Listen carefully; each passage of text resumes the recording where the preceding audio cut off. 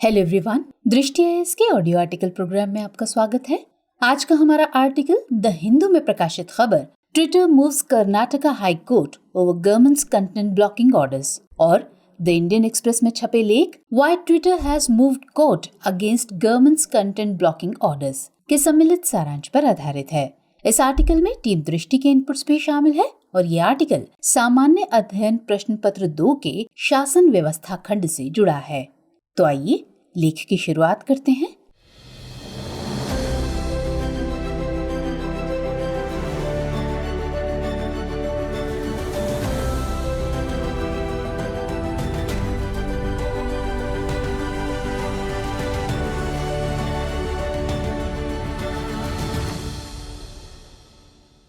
आज का विषय है सरकार और ट्विटर के बीच अनसुलझा विवाद। जैसा कि हम सभी समझते और जानते हैं कि मौजूदा युग सूचना तकनीक का युग है और ये वो दौर है जिसमें इंसान के जीवन में सूचनाओं के आदान प्रदान का खासा महत्व है और इसी के चलते सूचनाओं के आदान प्रदान के लिए दिन प्रतिदिन नित नई तकनीकों का विकास हो रहा है। दरअसल सूचना प्रौद्योगिकी के क्षेत्र में तेजी से हुए विकास ने ज्ञान और विकास के दरवाजों को एक साथ खोल दिया है और जिसकी वजह से आज हम न केवल किसी जानकारी को बल्कि अपने विचारों को भी दुनिया के किसी भी हिस्से में पहुंचा सकते हैं और इसके लिए कई सोशल मीडिया प्लेटफॉर्म्स का इस्तेमाल किया जा सकता है। हालांकि कभी कभार कुछ लोग अपने निजी हित या अन्य कारणों से इन सोशल मीडिया प्लेटफॉर्म्स का गलत इस्तेमाल भी करते हैं। इससे किसी देश में आर्थिक, सामाजिक और राजनीतिक समस्याएं पैदा होती हैं, जो किसी देश में अशांति फैलाने में अहम भूमिका निभाती हैं। इसी वजह से समय समय पर इन असामाजिक तत्वों द्वारा फर्जी खबरों या पोस्ट को रोकने के लिए राष्ट्रीय सरकारें जरूरी कदम उठाती रहती हैं, लेकिन सरकार द्वारा उठाए गए ये कदम कई दफा विवादों में भी आ जाते हैं और ऐसा ही विवादित मामला हाल ही में भारत के संदर्भ में देखने को मिला है। दरअसल भारत ने सोशल मीडिया प्लेटफॉर्म्स को देश की एकता और अखंडता को चुनौती देने वाले मैसेज या पोस्ट डिलीट करने के लिए एक आदेश जारी किया था, लेकिन हाल ही में इस आदेश के खिलाफ माइक्रो ब्लॉगिंग साइट ट्विटर ने कोर्ट का दरवाजा खटखटाया है। इसी के मद्देनजर आज के इस ऑडियो आर्टिकल में हम भारत सरकार और ट्विटर के बीच मूल विवाद को समझेंगे और साथ ही आईटी अधिनियम की धारा 69A से जुड़े सभी पहलुओं को भी हम देखेंगे। तो आइए सबसे पहले ट्विटर और भारत सरकार के बीच मूल विवाद को समझने की कोशिश करते हैं।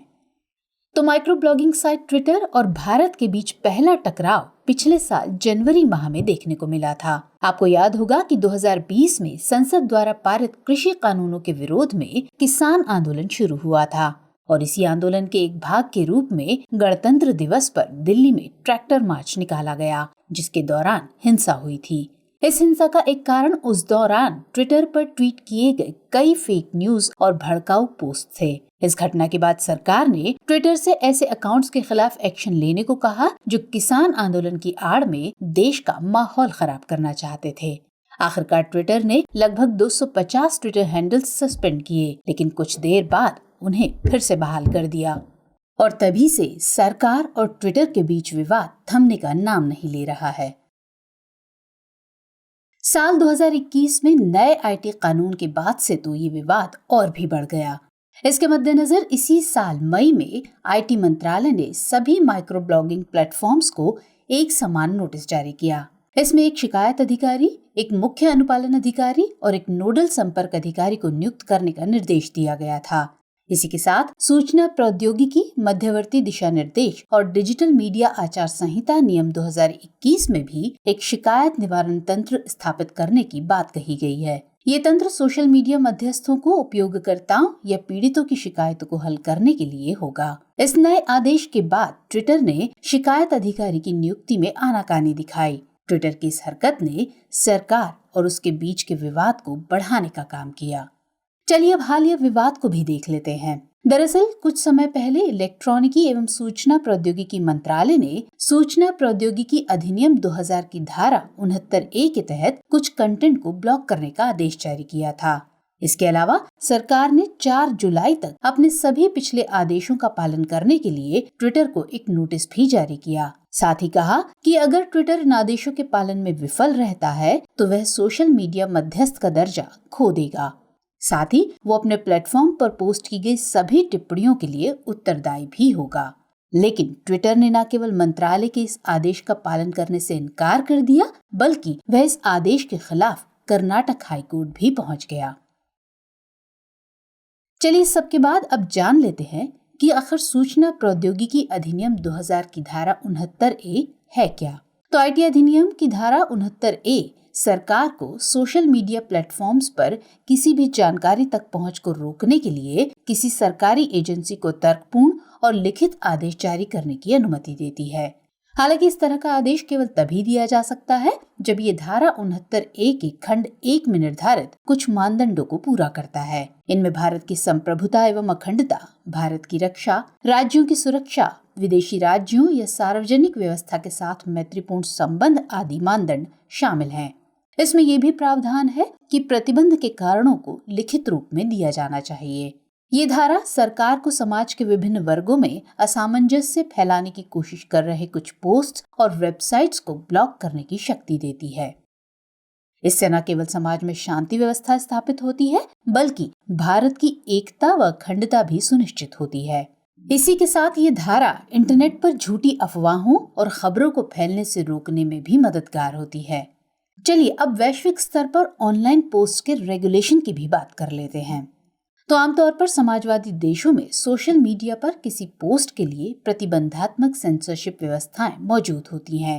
लेकिन हाल के कुछ सालों में ब्रिटेन, ऑस्ट्रेलिया, जर्मनी आदि जैसे कुछ लोकतांत्रिक देशों ने भी सोशल मीडिया प्लेटफॉर्म्स पर ऑनलाइन स्पीच को रेगुलेट करने के लिए कठोर कदम उठाए हैं। तो ये तो रही पूरी बात आईटी अधिनियम की धारा 69A और वैश्विक स्तर की। लेकिन अभी इस क्रम में हमने इस अधिनियम से जुड़े एक पक्ष को ही देखा है। लेकिन इस अधिनियम को लेकर चल रहे विवाद को देखते हुए हमें इसके दूसरे पक्ष को भी देखना चाहिए। तो चलिए अब धारा 69A की कमियों पर भी बात कर लेते हैं। क्योंकि भारत एक लोकतांत्रिक देश है और यहाँ के हर नागरिक को संविधान के भाग 3 के तहत मौलिक अधिकार दिए गए हैं और इन्हीं अधिकारों में से एक है अनुच्छेद 19। ये अनुच्छेद वाक एवं अभिव्यक्ति की स्वतंत्रता का प्रावधान करता है और अपने विचारों को सोशल मीडिया हैंडल्स पर व्यक्त करना भी इसी अधिकार के तहत आता है। ऐसे में जब सरकार धारा 69A के तहत उन पोस्ट पर या किसी अकाउंट पर रोक लगाती है तो इसे वाक एवं अभिव्यक्ति की स्वतंत्रता के अधिकार के उल्लंघन के तौर पर देखा जाता है। साथ ही ये संभावना भी जताई जाती है कि इस तरह के निरीक्षण तंत्र को सरकारी सेंसरशिप के लिए एक उपकरण के रूप में इस्तेमाल किया जा सकता है। कोई साधारण मामला होने पर भी सरकार मध्यस्थों पर सामग्री को हटाने का दबाव बना सकती है, भले ही उस पोस्ट या सामग्री से सामुदायिक नुकसान की कोई आशंका न हो। तो इसी सब को देखते हुए ट्विटर ने मंत्रालय के आदेश को चुनौती देने वाले अपने कुछ आधारों को पेश किया। दरअसल ट्विटर ने अपनी दलील में कहा है कि सरकार द्वारा जारी आदेश आईटी एक्ट की धारा 69A की प्रक्रियाओं को पूरा नहीं करते। जैसे कि नए नियम के मुताबिक जिन पोस्ट को ब्लॉक किया जाना है उनके यूजर्स को पहले नोटिस जारी किया जाना चाहिए, लेकिन अब यूजर्स को बिना नोटिस दिए उनके कंटेंट को हटवाने का आदेश जारी किया गया। इसी के साथ सरकार ने जिन अकाउंट्स को डिलीट करने का आदेश दिया था उनमें से कुछ अकाउंट्स को डिलीट कराने का निर्णय मनमाना और भेदभावपूर्ण है। इसमें ट्विटर ने सरकार के दृष्टिकोण को भी एक प्रमुख आधार माना है। दरअसल ट्विटर के मुताबिक सरकार अपनी आलोचना करने वाले व्यक्तियों के अकाउंट या उस पर मौजूद कंटेंट को डिलीट करने को कह सकती है, तो वहीं विपक्षी राजनीतिक दलों के पोस्ट को भी डिलीट कराए जाने की संभावना है। यहाँ सरकार अपने हित के लिए सोशल मीडिया हैंडल्स पर किसी भी अकाउंट को डिलीट करने का दबाव बना सकती है और उनके अभिव्यक्ति के अधिकारों को छीन सकती है। तो अब इस सब के बाद ऐसे में सवाल उठता है कि आगे की राह क्या हो सकती है। तो जैसा कि हम चर्चा कर चुके हैं कि ट्विटर ने भारत सरकार की मंशा पर सवाल खड़े करते हुए कोर्ट में अपनी अर्जी दी। इसके लिए ट्विटर ने कुछ ठोस आधार भी पेश किए हैं। ट्विटर भारत के कानून का सम्मान तो करना चाहता है, लेकिन उसने सरकार के भेदभावपूर्ण रवैये के खिलाफ अर्जी दी है। हालांकि केंद्र सरकार ने स्पष्ट किया है कि मंत्रालय द्वारा जारी आदेश आईटी अधिनियम की धारा 69A के अनुरूप ही है। भारत सरकार ने ये भी स्पष्ट किया है कि सभी सोशल मीडिया मध्यस्थों को भारतीय कानून का पालन करना अनिवार्य है। जैसा कि आपको याद होगा कि मी टू और ब्लैक लाइव्स मैटर जैसे आंदोलनों ने अपने संदेश को जन जन तक पहुंचाने के लिए इंटरनेट और सोशल मीडिया प्लेटफॉर्म्स का खूब इस्तेमाल किया। ऐसे में एक मंच के रूप में ये प्लेटफॉर्म्स हमें अपनी बात या विचार रखने की आजादी देते हैं। अब ऐसे में सरकार को किसी पोस्ट को डिलीट कराने के लिए आईटी कानून का प्रयोग तभी करना चाहिए जब बेहद जरूरी हो। हालांकि सोशल मीडिया प्लेटफॉर्म्स को भी सभी पोस्ट के लिए निष्पक्ष और समान पहुंच सुनिश्चित करनी चाहिए। साथ ही प्लेटफॉर्म्स, नियामकों और प्रतिभागियों को भी कोशिश करनी चाहिए कि वे झूठी खबरें और अफवाहें फैलाने से बचें। जैसा कि कोविड-19 महामारी के दौरान ये अफवाह फैली थी कि कोविड-19 महामारी का कारण 5G टेस्टिंग है, तो इस प्रकार की अफवाहों पर तत्काल रूप से रोक लगाए जाने की जरूरत है। और ये जिम्मेदारी न केवल सोशल मीडिया प्लेटफॉर्म्स की ही है, बल्कि इसके लिए जनमानस को भी प्रयास करना चाहिए। इसके अलावा सोशल मीडिया प्लेटफॉर्म्स के बढ़ते दुरुपयोग पर रोक लगाने के लिए और सोशल मीडिया मध्यस्थों को जवाबदेह बनाने के लिए एक स्पष्ट कानूनी तंत्र को स्थापित करने की भी जरूरत है। ऐसे में हम कह सकते हैं कि जिस तरह हर सिक्के के दो पहलू होते हैं, ठीक उसी तरह आईटी अधिनियम की धारा 69A भी है, जिसके दो पहलू हमारे सामने मौजूद हैं। ऐसे में सरकार को इस कानून के दुरुपयोग को रोकने की पुरजोर कोशिश करनी चाहिए। साथ ही सोशल मीडिया हैंडल्स को भी भारतीय कानूनों के प्रति अपनी पूरी निष्ठा दिखाने की दरकार है, ताकि देश की एकता एवं अखंडता सुनिश्चित की जा सके। आइए अब नोट करते हैं आज का सवाल। आईटी अधिनियम की धारा 69A क्या है? क्या ये हमारी अभिव्यक्ति की आजादी को कम करने का प्रयास करती है? स्पष्ट कीजिए।